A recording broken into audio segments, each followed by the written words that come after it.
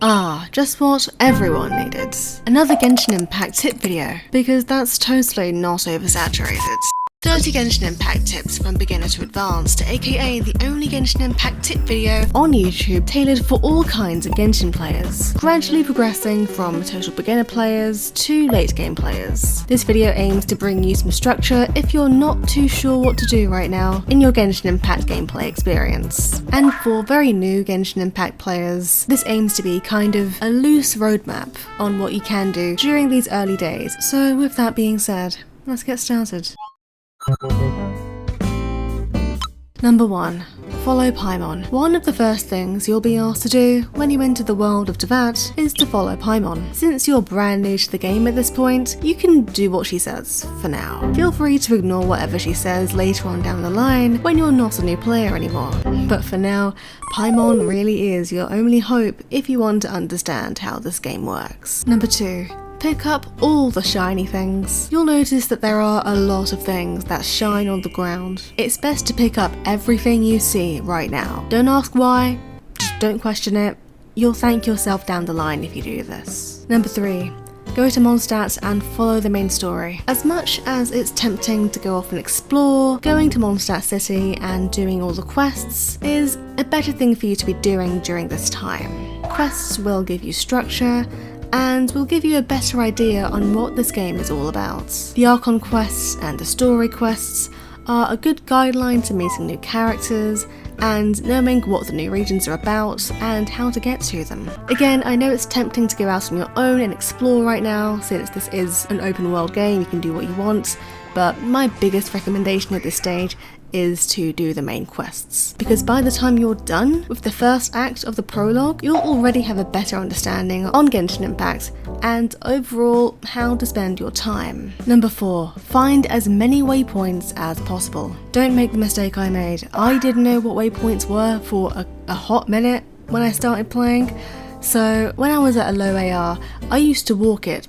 everywhere until I figured out what waypoints were. Walking around is great because you'll get to see everything and fall in love with Genshin's visuals and overall environment, but it will come to a point where you want to start teleporting everywhere. Number 5. Look for chests and do side quests and start doing your commissions. Eventually you're going to come to a point whereby in order to unlock the next portion of the Archon quest, you're gonna need to grind the ARs a bit until the quest becomes unlockable. This is the perfect opportunity to explore, find chests, and do those side quests that were building up in your quest backlog, because as well as Primogems, these quests also give experience points. This is when you can first start to play around freely and experiment with the game's mechanics on your own terms. Number 6. Pull for characters. Speaking of the game's terms, you might have some new characters now, other than the standard ones. You may have already pulled on the Noelle banner or the standard banner, and maybe you've even tried your hand on a limited banner. Whatever the case may be, it's wise to build up a handful of characters to play around with. Number 7.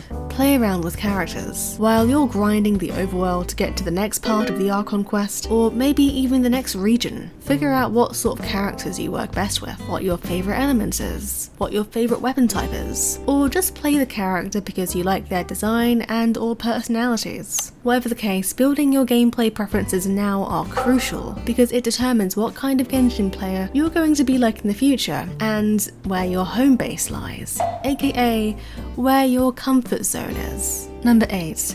Make a team to use in the overworld. Once you have a handful of favourite characters, put them in a team together and get used to playing with them more than the other characters that you have. This team will most likely be with you for a long time. Number 9. Only level up 1 or 2 main characters. You may have noticed by now that you're using 1 or 2 characters more than the others. These may be your ultimate favourite characters to play with right now. Whatever the case, it's time to hone in on these characters and start thinking about leveling them up to become your main damage dealers. for now, only focus on leveling up those 2 main damage dealing characters, in order for you to save yourself resources when you get to higher ARs. Number 10. Explore and get used to enemies. Once you have your team and you've leveled up your main characters a little bit, you'll feel a lot more confident taking on enemies in the overworld as you continue to grind the story and the adventure ranks. Explore with your team and get used to fighting. Good luck.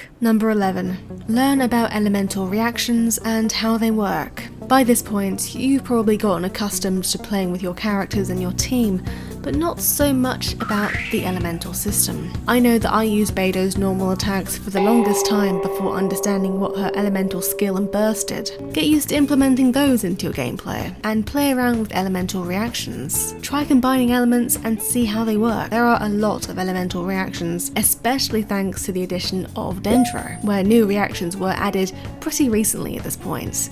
So don't be afraid to look up guides online to give you some structure on what elemental reactions you want to try for yourself. Number 12. Learn about how to play your favourite characters. By this point, you should know your main character or characters pretty well. Perhaps you've gotten used to everything about their kit, their normal attack, their elemental skill, and their elemental burst. Do you have a favourite part about their kits?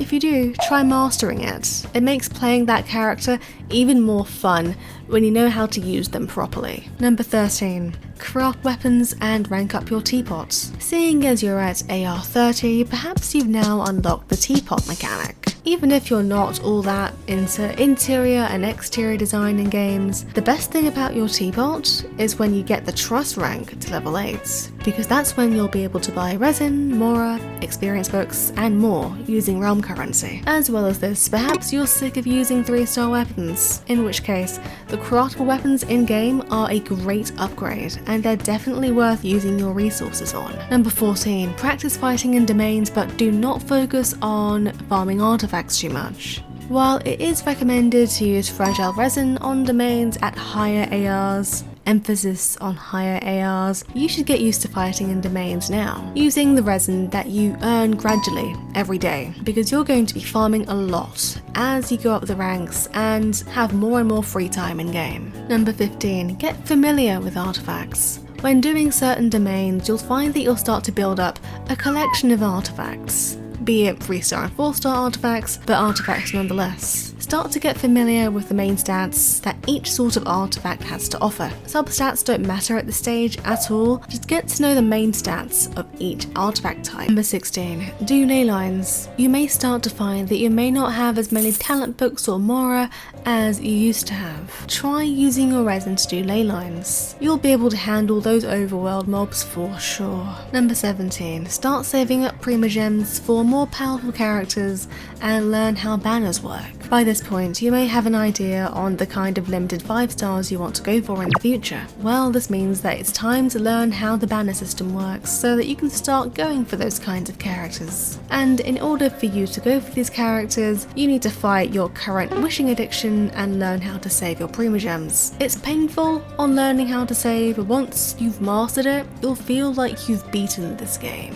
Number 18. Start farming for artifacts. You're at AR 45 now. Congratulations! You're now at a point where you can start getting 5-star artifacts. Since you're only starting out getting these higher end items, don't worry too much about substats. For now, just focus on building up your collection of gold. You can't afford to be picky just yet. It's also totally normal to take a while doing these higher level domains, and that's 100% okay. You don't have to be in a place right now where you can complete domains in 30 seconds. You've still got a long way to go, but you've come really far since the beginning of the game.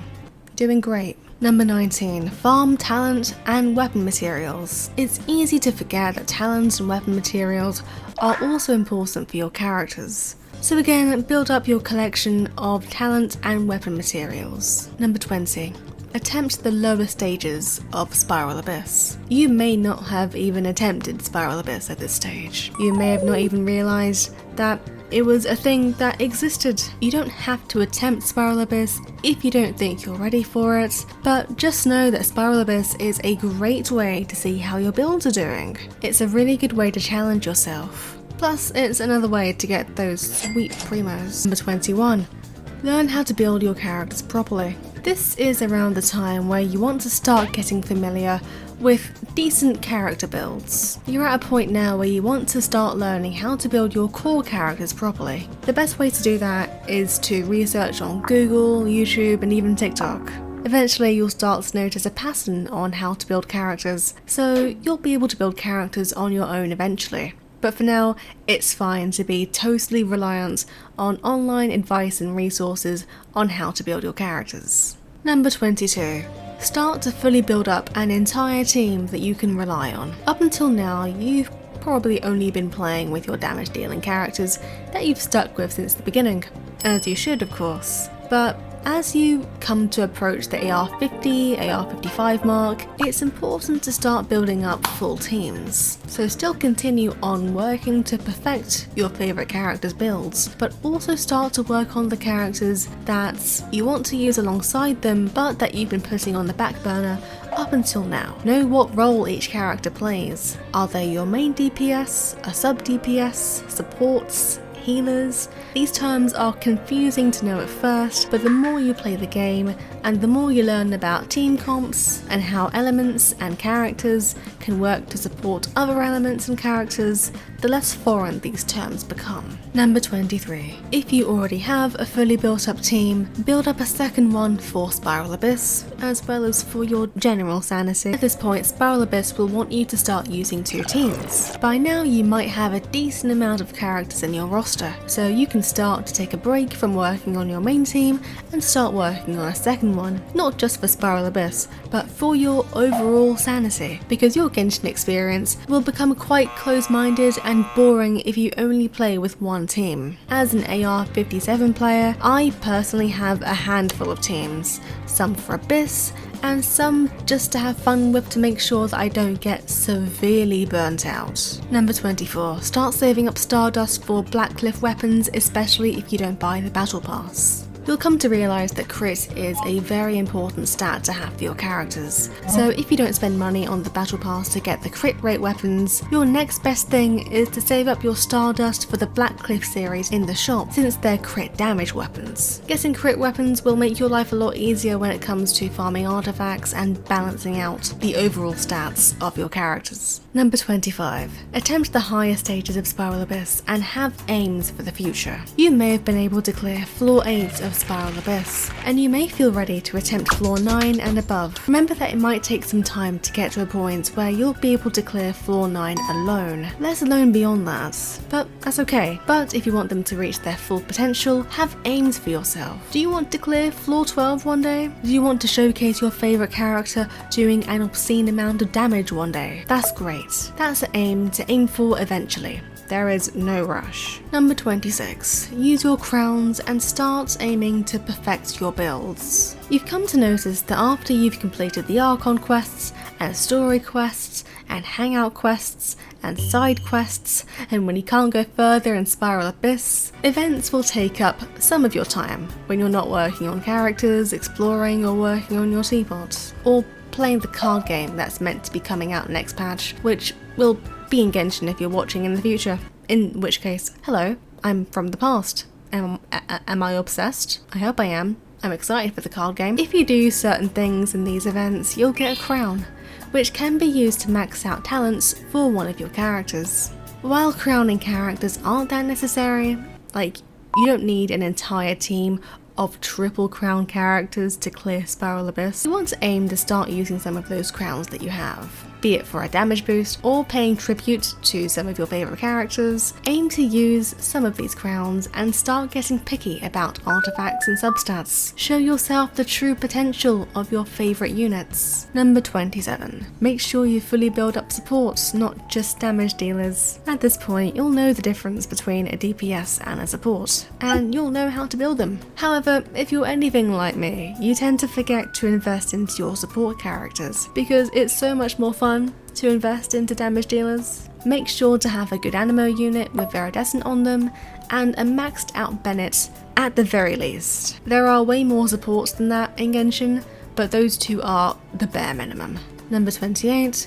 Build loads of characters, again for sanity's sake. Before I said to make 2 teams, well, if you're at this point, you should have way more than just 2 teams. You've most likely been playing for a long time, and you know that if you don't have a wide range of characters to play with, this game is going to get very boring very quickly in between updates. So for your sanity, build up more characters. Use elements that you know you could be using a bit more. Currently, I'm building my Ayaka, using her in kind of a freeze team. Being an Electro main since I started this game, it's a very nice change. Number 29. Beat your personal damage record. You've noticed that Genshin stores your highest crits in your achievements. In classic, resinless-like behaviour, maybe try and see if you can beat it. It'll bring some satisfaction to know how far you're coming along. And number 30. Take it really slow. You're truly a late game player now, so you know that there's not much point in rushing anything. Aside from farming for primogems, there's really nothing that you'll truly miss out on at this stage. You can afford to procrastinate on things now, because if you rush on building characters, or exploration, or Spiral Abyss, there's nothing much to do until the next Genshin update. So take things slow. Relax, log in for a little bit, do some dailies, and then go and play another game to avoid getting burnt out from Genshin. Or go out and touch grass, maybe join my Discord and talk about Genshin in our Genshin chats, watch my Twitch, subscribe to my channel, whatever works. This one's a bit of a guide, but you don't have to follow it word for word. I'm just here to give you some structure if you feel like you need it. Like, alternatively, you can just become a full-time teapotter and not work on your character builds at all. Or you can be like me and become a content creator for this game. Or you can become a full-out meta player. Or you can be casual and do things at your own pace. Either way, once you know what you're doing in Genshin Impact, you do you. There's no wrong way to play this game. Hey there. If you like Genshin Impact, Animal Crossing or games in general, join our chill Discord server. Thanks and have a nice day.